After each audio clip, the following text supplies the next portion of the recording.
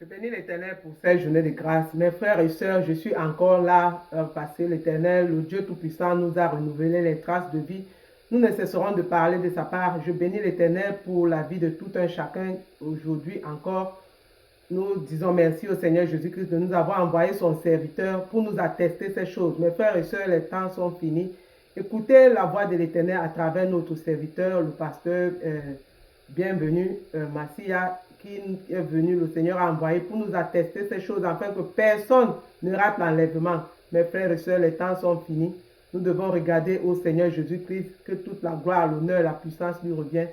Mes frères et sœurs, que Dieu bénisse tout un chacun qui a pris la résolution de connaître la vérité et sauver son âme.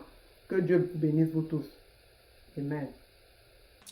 Je vais vous saluer dans le puissant nom de Jésus-Christ. C'est toujours votre serviteur, le pasteur Bienvenu Massia, qui s'élève ces moments pour crier à plein gosier, pour dire aux chrétiens, aux frères et sœurs en Christ, pour qui Jésus-Christ a versé le sang, qui sont sur la terre en train d'attendre cet événement. Je vais vous saluer dans le puissant nom de Jésus-Christ. C'est toujours votre serviteur, le pasteur Bienvenu Massia, qui s'élève ces moments pour crier à plein gosier, pour dire aux chrétiens, aux frères et sœurs en Christ, pour qui Jésus-Christ a versé le sang, qui sont sur la terre en train d'attendre cet événement, l'enlèvement de l'Église. Le Seigneur m'a dit, bienvenue, va crier pour réveiller ceux qui doivent se réveiller, pour que nous puissions aller à cette rencontre avec le Seigneur. Qu'est-ce qu'en fait je suis venu vous dire aujourd'hui? Je suis venu vous dire ceci. Si nous prenons nos Bibles, nous ouvrons pour lire dans Apocalypse chapitre 22. Nous commençons à partir du verset 11 jusqu'au verset 15. Je répète, Apocalypse chapitre 22, de 11 à 15. Là, le Seigneur Jésus nous dit ceci. Il nous parle de deux catégories de personnes. Il a dit les gens qui se suivent et les gens qui se sanctifient. Il dit quoi? Que celui qui se suit continue à s'essuyer. Celui qui veut se sanctifie encore, au verset 11 plutôt. Mais il dit, je viens bientôt. Nous sommes au temps de la fin. Si quelqu'un veut s'essuyer, avec sa Bible dans les églises qui continue, Jésus a dit continue à s'essuyer. Si quelqu'un veut se sanctifier, qu'il continue encore. Celui qui est saint, qui se sanctifie encore. Même la sanctification a des niveaux. Je suis déjà saint, mais je dois encore progresser dans ma sanctification. Mais quel est le problème aujourd'hui? Au lieu de se sanctifier, le bon nombre de chrétiens que nous sommes, nous nous suyons. Nous ne voulons même pas le message qui nous sanctifie. Nous ne voulons même pas le message qui nous amène à la sanctification. Et pourtant la Bible dit, sans la sanctification, Hébreux chapitre 12 verset 14, personne ne verra le Seigneur. Ça m'étonne qu'aujourd'hui là, les frères et sœurs que nous sommes, les pasteurs, les évangélistes, les docteurs, les prophètes, les apôtres, nous ne nous occupons plus des messages qui préparent à l'enlèvement. Et pourtant la Bible dit, vous aussi, tenez-vous prêts. C'est-à-dire, préparez-vous. Parce que vous ne savez ni l'heure, ni le jour. Mais l'état dans lequel nous sommes, nous, Église de Jésus-Christ, la majorité d'entre nous, nous risquons, en ces jours-là de l'enlèvement, que nous ne puissions pas avoir part à cet événement qu'attend tout véritable chrétien. Écoutez, Apocalypse chapitre 22, au verset 11 à 15, Jésus nous dit ceci. Même si celui qui veut se souiller, même si celui qui veut se sanctifier, peu importe la direction que tu veux prendre, chrétien, frères et sœurs en Christ, il a dit, je viens bientôt. Il viendra certainement. Et sa venue est très proche. C'est pourquoi nous sommes en train de crier. Pour dire aux chrétiens, pour dire aux serviteurs, c'est l'heure de nous préparer. Nous avons beaucoup dormi. C'est l'heure de nous réveiller en fin de sommeil. Parce que le salut, l'enlèvement est plus proche de nous que lorsque nous avons cru. Et la Bible dit ceci. Jésus vient bientôt. Il est l'alpha, il est l'oméga. Il est le commencement, il est la fin. Il est tout pour nous. Écoutez, il a dit quoi dans la parole? Heureux ceux qui lavent leurs robes. Lorsque nous avons accepté Jésus, chacun de nous a reçu une robe. C'est spirituel, on ne voit pas ça. Une robe blanche. Et Jésus dit, heureux ceux qui lavent leurs robes. Il nous a donné à chacun, véritable chrétien, une robe blanche. La sanctification. Et il nous a donné également la possibilité de la laver. Je m'étonne que beaucoup de chrétiens aujourd'hui ne veulent même pas écouter le message qu'ils lavent la robe. Il y a plein de saleté aujourd'hui. Le péché est aimé par le chrétien. Et pourtant la Bible dit, celui qui pratique le péché est du diable. Et nous sommes chrétiens, nous avons donné la vie à Jésus. Mais nous ne voulons pas marcher dans la sanctification. Mais si dans le passé nous n'avons pas eu le réflexe de vivre une vie sainte, mais le temps où nous sommes, c'est encore possible de changer. C'est encore possible d'abandonner les choses des ténèbres et de rentrer dans la maison du Seigneur par une repentance sincère, par une repentance profonde, par une repentance totale, par une repentance dedans, dehors, pour que Jésus-Christ soit favorable à nous. Qu'est-ce que la Bible dit dans Apocalypse, chapitre 22, au verset 14, heureux ceux qui lavent leurs robes. Mais maintenant, au lieu de laver nos robes, nous, enfants de Dieu, nous travaillons plutôt à ce que nos robes soient encore plus sales qu'avant. Tout chrétien qui aime le péché, il salit sa robe. La Bible dit, si nous lavons nos robes, nous aurons part à l'arbre de vie. Là dans le paradis, là le royaume, pour avoir part à l'arbre de vie. Et la Bible dit pour entrer par les portes du royaume. Il y a des chrétiens qui n'aiment même plus le royaume. Ils viennent seulement à l'église, ils s'occupent des choses de la terre. Si le pasteur se met à dire, tu vas te marier, tu vas entendre les amens. Si le pasteur dit, tu auras le travail, tu vas entendre les amens, ils soulèvent leurs chaises. Mais lorsqu'on leur dit de se repentir pour aller au ciel, apparemment comme si les chrétiens n'ont plus besoin d'aller au ciel. Ils vivent comme si nous sommes de la terre. Et pourtant la Bible dit quoi? Vous êtes dans ce monde, mais vous n'êtes pas de ce monde. Nous sommes la lumière du monde. Nous devons influencer le monde avec la parole. Mais aujourd'hui, c'est plutôt le monde qui nous influence. Les stars de la télé, le top modèle, leurs choses qu'ils prennent sur le diable, ils influencent les chrétiens. Le chrétien n'est plus lumière du monde. Au lieu d'influencer ces païens nous influencent par leur façon de s'habiller. Écoutez, nous devons laver nos robes. Parce que Jésus trouve qu'en ce moment-ci, nos robes sont devenues trop sales, tachées par le péché, tachées par les iniquités, tachées par les abominations. Mais c'est l'heure de laver nos robes. Si tu es vraiment brebis du Seigneur, si tu comprends que le Seigneur a réellement versé son sang pour te racheter, il ne t'envoie pas en enfer. Mais il te dit une chose, lave ta robe, parce qu'il ne veut pas que tu te retrouves de l'autre côté, là où il y a de pleurs et de grincements des dents. Il veut que tu te répandes pour que tu viennes à lui. Il sait que tu vis dans le péché. Il sait que tu te compromets. Il le sait, mais il ne veut pas t'envoyer en enfer. Il veut ton salut. Frère bien-aimé, il a dit heureux ceux qui lavent leur robe. Mais il a rajouté au verset 15 de l'Apocalypse chapitre 22, dehors le chien. Si quelqu'un ne lave pas sa robe, il demeure chien. Il dit, il sera dehors.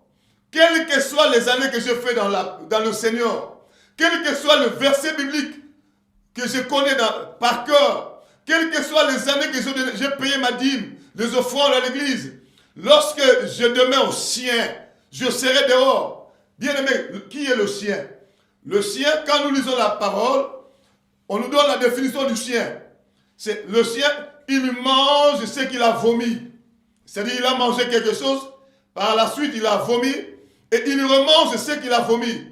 Bien-aimés, nous, chrétiens d'aujourd'hui, nous avons vomi le péché, nous avons vomi les iniquités, nous avons vomi la mondanité, nous nous sommes convertis, mais à la longue avec la marche avec Jésus, nous sommes devenus le sien. Nous remangeons ce que nous avons vomi. Le sien, il mange ce qu'il a vomi. Il a dit dehors le sien. Il y a de frères et sœurs siens.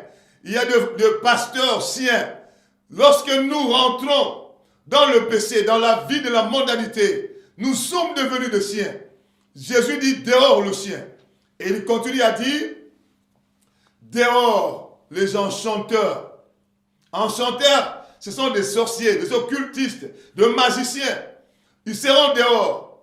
Peut-être tu es chrétien, tu te dis, est-ce que ça ne me concerne pas? Il y a des enchanteurs conscients. Il y a aussi des enchanteurs inconscients. Les gens qui vivent dans l'église, avec la Bible, qui prêchent la parole, mais leurs idées, leurs raisonnements, leurs pensées, ils travaillent avec les actions, les réactions de la sorcellerie. Ils utilisent les choses du monde, des ténèbres, mais ils sont chrétiens, ils sont frères, ils sont sœurs en Christ. Mais tu utilises l'enchantement aussi, tu utilises la sorcellerie aussi. Mais actuellement, j'ai remarqué une chose, c'est le niveau de l'ingratitude chez les chrétiens. Ça, c'est la sorcellerie aussi. Le niveau de la haine sur le chrétien. C'est un niveau de l'enchantement aussi. Bien aimé, j'avais dit quand je faisais des émissions, deux païens peuvent se retrouver avec le problème et ils se retrouvent dans un bar. Ils disent, nous allons enterrer l'âge de guerre. Tu trouveras deux païens enterrer l'âge de guerre et continuer à boire leur boisson, à se saouler la gueule dans une même boîte de nuit. Mais, pasteur, disputer, c'est haïr et se pardonner, continuer à travailler dans une même église, va fouiller ce que je vous dis. Chacun va dans son coin. Chacun souhaite le mal de l'autre. C'est ça un niveau de la sorcellerie. Les enchanteurs n'hériteront pas le royaume. Qu'est-ce que la Bible dit encore? Dehors les idolâtres. Un idolâtre, c'est quelqu'un qui aime toute autre chose plus que Jésus. J'aime ma voiture plus que Jésus, ma femme, mon mari, j'aime mes habits, tout ce que j'aime plus que Jésus. C'est ça l'idolâtrie. Il y a des gens qui aiment leur propre corps plus que Jésus. C'est ça l'idolâtrie. Il a dit les idolâtres n'entreront pas. Et pourtant la Bible dit fuyez l'idolâtrie. Un idolâtre, ce n'est pas seulement quelqu'un qui se prosterne devant une statue. C'est aussi quelqu'un qui aime une chose. Tu peux aimer l'argent plus que Jésus. Ça devient une idole. Tu peux aimer le ventre plus que Jésus. La Bible dit quelque part, ils ont pour Dieu leur ventre. Ton ventre peut devenir une idole pour toi. Même si Dieu te dit de jeûner, même si l'église proclame un jeûne, mais toi tu vas manger, tu ne t'occupes même pas de ça. Ton ventre, ton Dieu doit manger. Les idolâtres seront dehors. Et la Bible dit, l'idolâtrie c'est aussi toutes ces choses que le diable nous fait faire dans la mondanité. J'avais dit l'autre fois, les faux messes, les faux cheveux. Il n'y a aucune recommandation, je continue à insister, de la Bible, qu'une recommandation qui nous dit de mettre des Brésiliens, de mèches sur nos têtes. Il n'y en a pas. Il n'y a aucune recommandation qui nous dit de faire de maquillage. Il n'y en a pas. Il n'y a aucune recommandation de la Bible qui nous dit de faire des tatouages. Il n'y en a pas. Au contraire, la Bible interdit d'imprimer les images dans nos corps. Mais les chrétiens qui le font, avec leur Bible, ils vont dans des maisons sataniques. Ces maisons de tatouage, ce sont des loges sataniques. Tu viens, le sang coule. Ce sont des pactes de sang que nous sommes en train de faire. Mais il y a des chrétiens qui le font. L'idolâtrie, bien aimé, l'idolâtrie c'est aussi mettre l'or et les perles. La Bible dit quoi? 1 Timothée chapitre 2, verset 9, j'ai donné à plusieurs reprises ces versets-là. La femme ne doit pas se séparer de l'or ni des perles. Je vais te donner encore un verset. Va lire Ésaïe chapitre 3, verset 16. Tu descends jusqu'au verset 20. Là, on parle des filles de Jérusalem qui étaient en train de mettre tous ces bijoux. Dieu a réprimandé cela. Et que ce soit dans l'Ancien Testament, que ce soit dans le Nouveau Testament, il a réprimandé cela. Nous avons embrassé un certain nombre de choses dans l'Église sans discernement. Dieu nous appelle à la repentance. Abandonnons la mondanité. Revenons au Seigneur, totalement au Seigneur. Les idolâtres n'hériteront pas le royaume. Non seulement les idolâtres, on nous parle aussi des impudiques. Là, c'est grave dans les églises. C'est ce que Paul a dit dans le livre de 1 Corinthiens chapitre 5. Il y a de l'impudicité parmi vous, frères de Corinthe. Une impudicité qu'on ne trouve même pas chez les païens. C'est ce qui se retrouve maintenant dans les églises. Vous vous rendez compte, si vous allez faire une délivrance quelque part, une sœur en Christ, qui prie dans une église, toutes les jeunes sœurs, impudiques, et elle voulait rester chaste.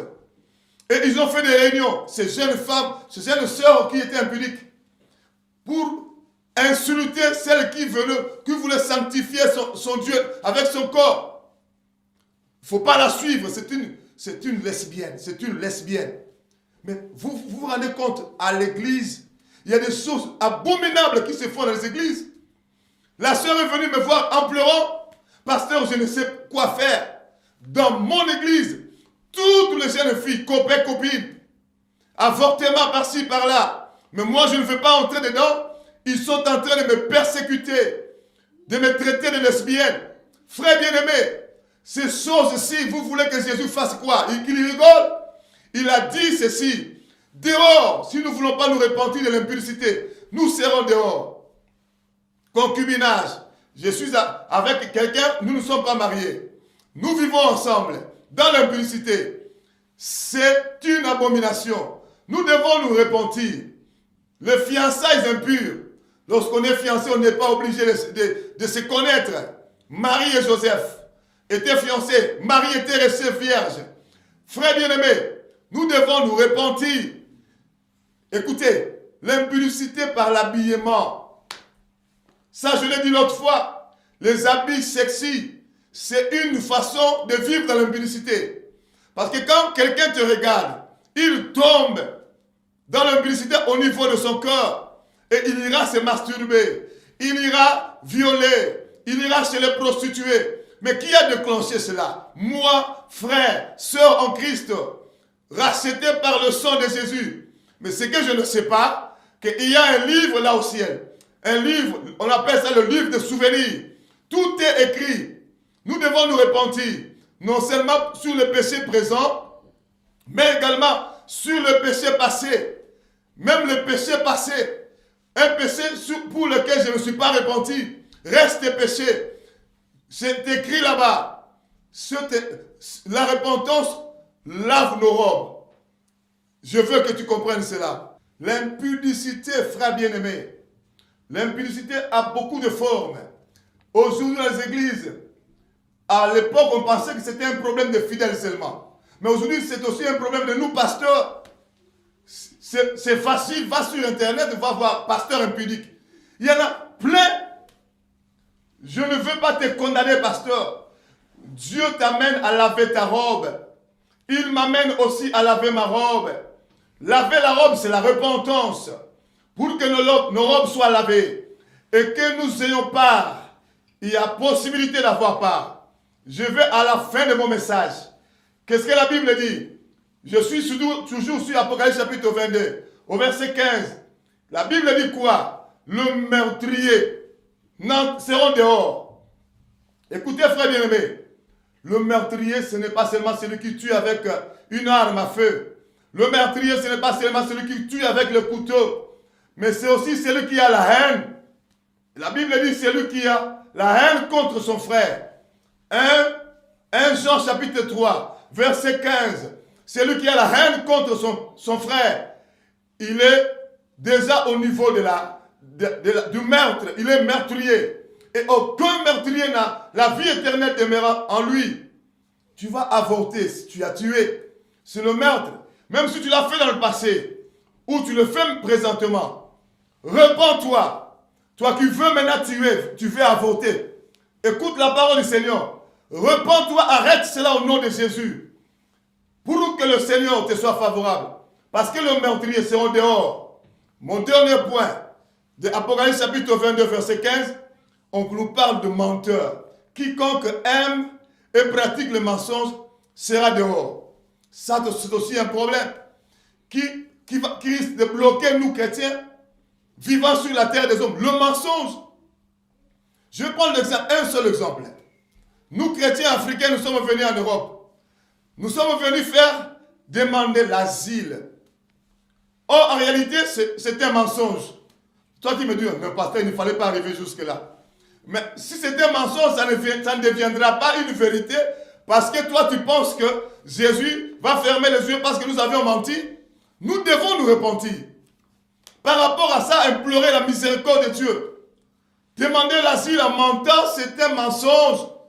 Quand on aime les mensonges, on ne verra pas le Seigneur.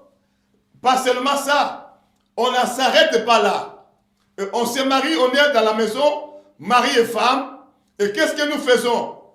La femme va, je ne sais où, pour dire je suis femme seule. Je ne suis plus mariée. Je ne m'entends plus avec mon mari. Je ne m'entends plus. Et pour qu'on nous donne beaucoup d'argent. Nous les pasteurs, nous ne voulons pas dire la vérité. Aux fidèles, nous les laissons donner des offrandes, les dîmes. Mais là, au ciel, c'est écrit mensonge. Et quand tu viens, tu passes par derrière, vous continuez à faire des enfants. Et le pasteur ne te dit pas la vérité. Mensonge. Allez-y lire la Bible, Jean chapitre 8, verset 44. Qui est le père de mensonges? C'est le diable. Satan est le père de mensonges. Mais quelque part, nous ne sommes pas devenus des fils de mensonges quelque part. Et ça ne s'arrête pas là.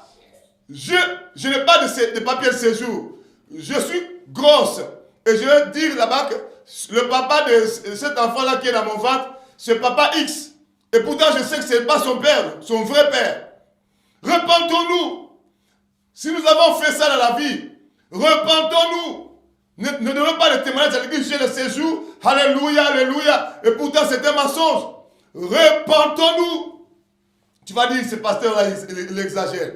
Mais lorsque nous allons nous retrouver au ciel, tu vas me saluer, tu vas me dire, pasteur, tu m'as aidé à arriver au ciel. Tu m'as aidé à entrer au paradis.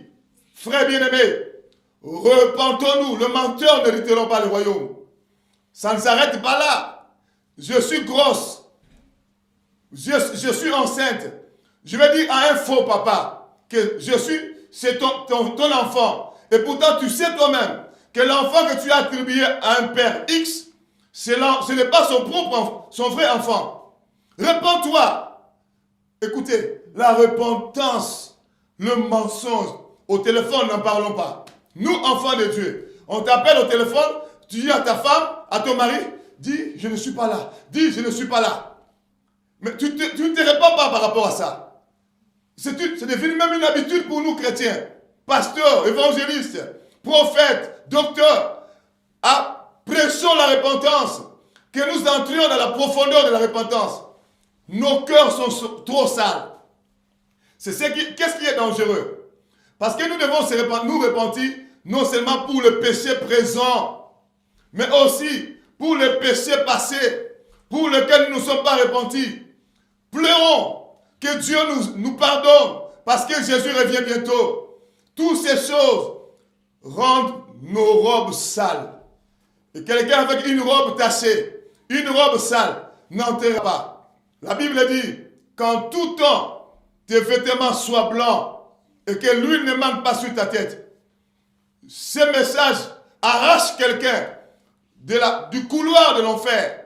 Que ce message arrache quelqu'un de la mondanité, que l'esprit de la repentance, saisisse les églises, saisisse le frère, que nous parlons la vérité, sans avoir peur. Parce que si je dis c'est ça, je parle de la vérité, les fidèles vont fuir, ils ne vont plus donner l'argent, ils ne vont plus soutenir le ministère. Pasteur, après l'enlèvement, tu te retrouveras avec tes fidèles là.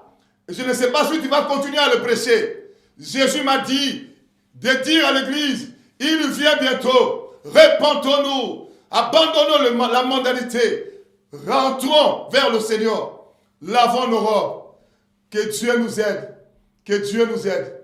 Je vais prier pendant 30 secondes pour toi qui écouteras cette vidéo. Même si dans ton église, on ne te parle pas de la repentance pour aller le jour de l'enlèvement.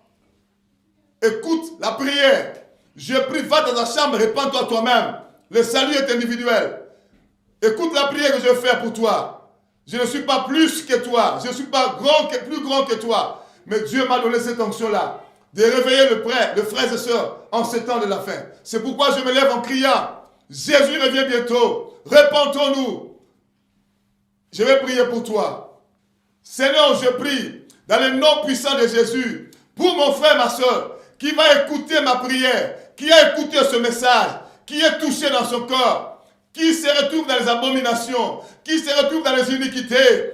Que la puissance de cette parole arrache quelqu'un de la mondanité, arrache quelqu'un des systèmes établis dans les églises qui ne parlent pas de la vérité pour laisser les chrétiens attendre l'enfer dans les églises, qu'ils soient arrachés de ce système au nom de Jésus et que le sang de Jésus purifie le cœur et qu'il soit sanctifié, car sans la sanctification, personne ne verra le Seigneur.